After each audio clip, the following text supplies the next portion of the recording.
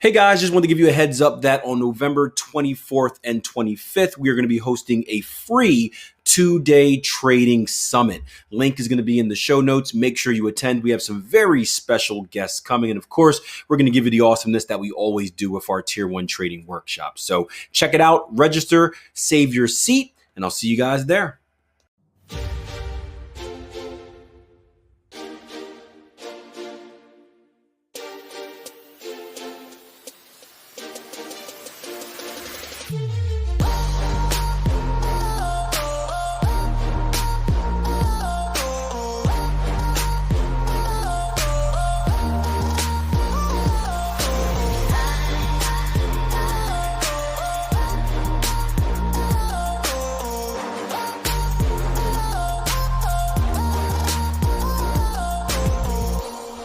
Two things here. One, this was funny. This is something I posted over the weekend where I said I forgot who I found this from, but it says first they ignore you, then they laugh at you, then they fight you, and then they set you as an example and you win. And I saw this, I'm like, this pretty much sums up my trading journey, right? And I'm pretty sure a lot of traders can relate to this. Where the first thing is, congratulations, David, 85th, nice. The first thing is, you tell people you're getting into trading or investing and they ignore you. Oh, it's just another one of David's get rich quick schemes. Oh, David will have another idea next week. I had the same thing. I remember finding, I think my dad, copied me on an email by accident to another one of my family members when they were talking like, is Akil really doing this trading thing? And it was like, yeah, it's his latest thing. He'll be over it in like a month. And that kind of fired me up. Where the one person I thought had the absolute confidence in me didn't truly have the absolute confidence in me, so I needed that. But first they ignore you, then they laugh at you, right? You guys ever have any friends or family members kind of just like maybe not laugh in your face but not take you seriously? Chuckle a little bit. Oh, that trading thing. Really that? Oh, the internet gambling. Online poker, you mean? Oh no. Right?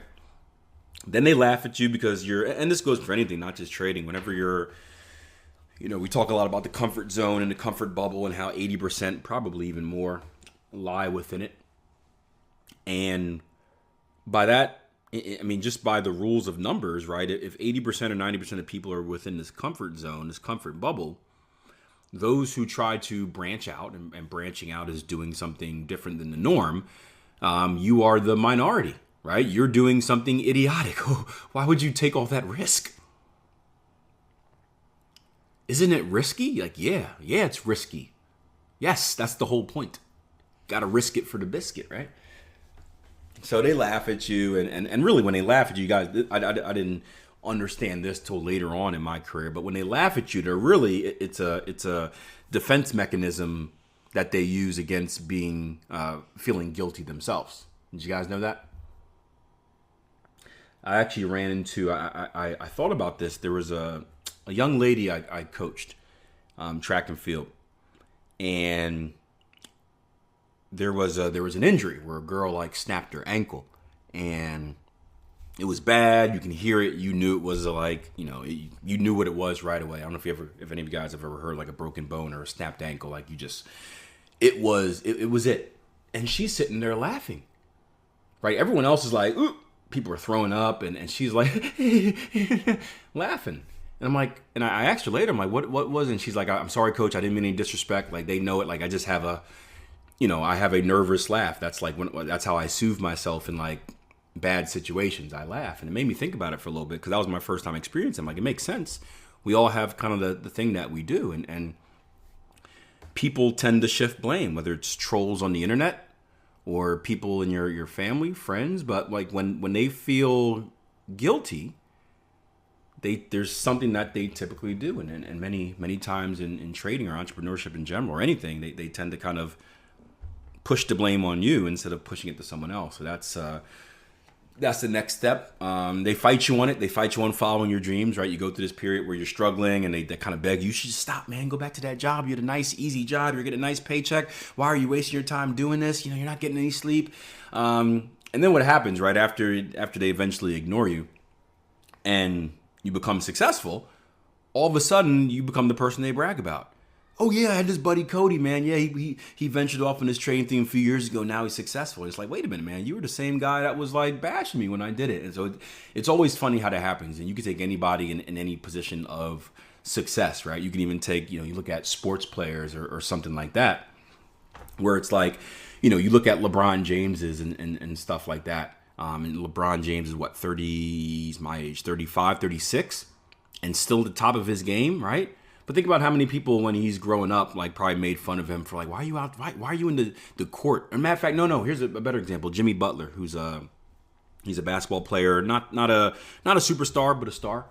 And he's kind of those, he did it the hard way. Not saying that the other ones didn't, but this is a guy that, he grew up, I think, without a family. He was bouncing around between orphanages and he couldn't get any scholarships to college, so he went to like a community college, and he faxed his I remember his story. He faxed his admissions thing from a McDonald's. He was working at a McDonald's, and that's how that was the only fax machine he had access to. So he faxed it off to a school and ended up getting a scholarship at a big school, and now he's in the NBA, and he's kind of known as a worker. So he's that type of guy that's, he's 4 o'clock in the morning getting shots up. Kawhi Leonard, another basketball player, same way. They said he walks around for basketball all the time. And people probably laugh at him, like, why are you in the gym at 4 o'clock? Why are you doing all this? Shouldn't you be out partying? Shouldn't you be doing that? You're an idiot. You're doing all this work, and there's like a 7% chance of you making it to the NBA, right? Same thing with them. People laughed at them, and then all of a sudden, right, they're professional athletes, and everyone's like, oh yeah, he was so focused his whole career. Like, he was in the gym 4 o'clock in the morning getting shots up because he was dedicated. It's like, wait a minute, you were just laughing at him. You were just laughing at him for waking up 4 o'clock in the morning and getting shots up following a pointless dream.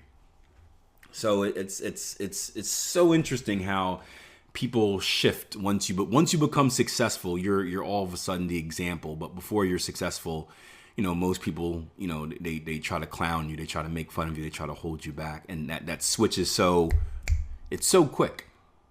It's so quick, and it's annoying to the people that do it. I mean, I guess at that point you don't really care because you're numb to it. But it's annoying because what happens a lot is, and you see, me and Jason get this every once in a while, is you think we were born into success.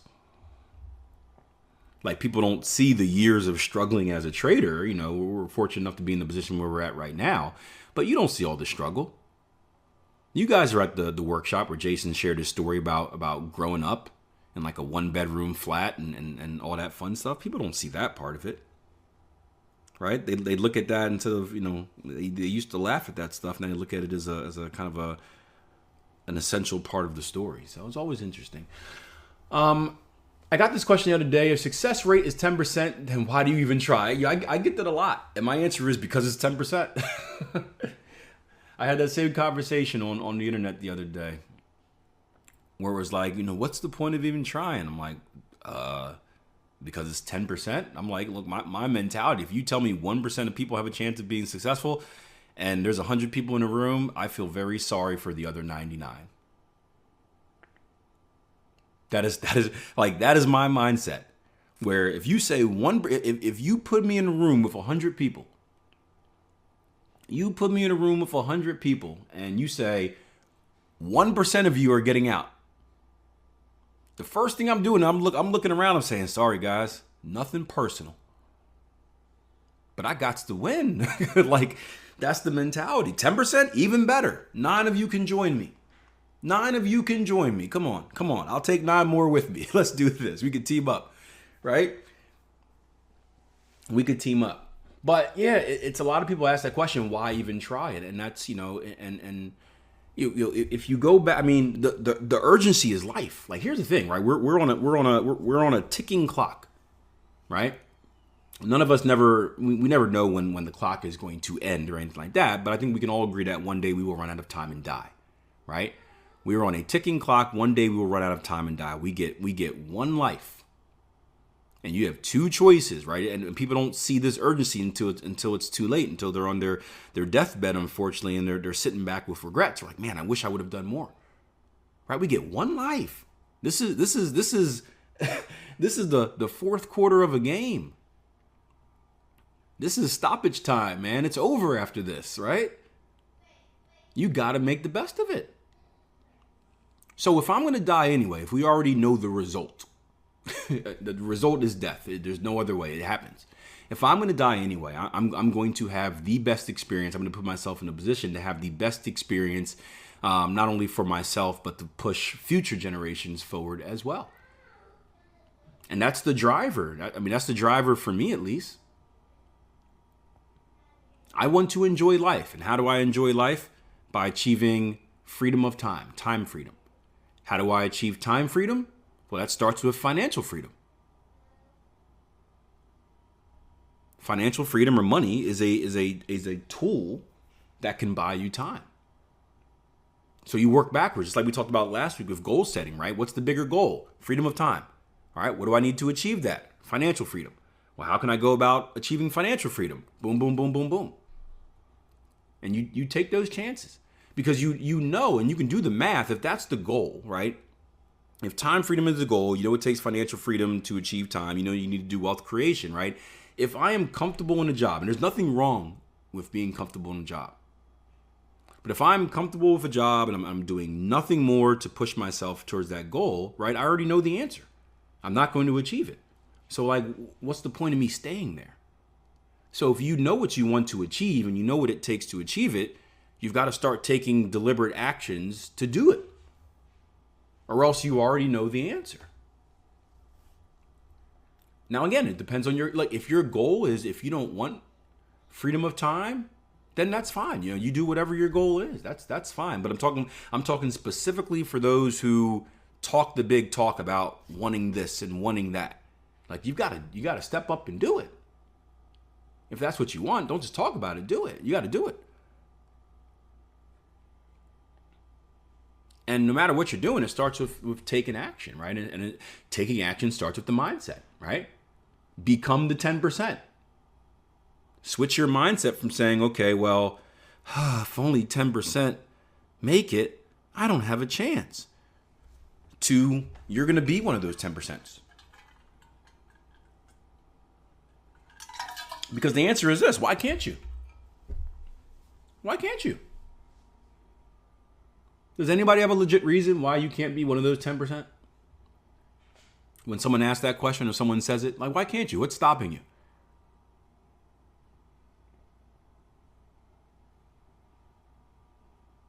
Yourself. That's all it is, yourself. Limiting beliefs, yeah. It's yourself. The questions that you're asking yourselves. Yep. And said they say life flashes before your eyes and your last moments. Is your show reel going to make you smile? Yep, and people in general don't think that far forward. I mean, it's depressing. Let's not get it wrong, but if you use it in a positive way, as a sense of urgency, you can kind of flip the script on death. Death doesn't have to be a negative. I was always taught death as a celebration.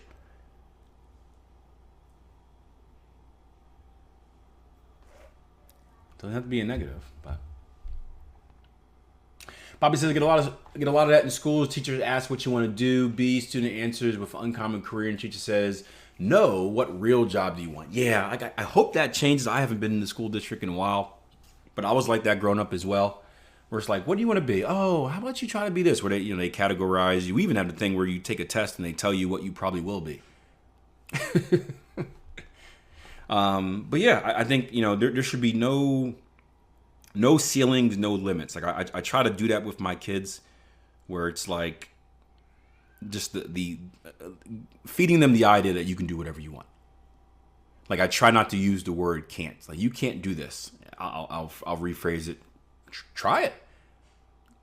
So like if it's, if my son's like, hey dad, I'm going to, can I climb that tree? And it's an unclimbable tree. I try not to be like, well, you can't climb that. Right? Because then that's a limiting belief. So I try to rearrange it and be like, hey, give it a try. Knowing you'll fail, but you learn stuff from that journey. We all know that. You learn stuff from your failures. Sometimes you learn that you can't do it. Sometimes you learn that you can. Sometimes you learn that you may need to wait a little bit. You may need to get a little stronger. You may need to do this, right? There's always a learning experience in trying. So I try to do that with my children. I try to do that with people I talk to as well. It's just, I think Bobby mentioned earlier, limiting beliefs, right? Just rephrased. Take that can't out of it. Just say try. And at least you can learn. You may not be able to do it that way, but maybe you learn something, you'll be able to do it another way. Which is kind of the topic of today's Q&A, which is cool. We're actually going to get to a point I want to talk a little bit about, because I didn't talk about inside bars and narrow range last week.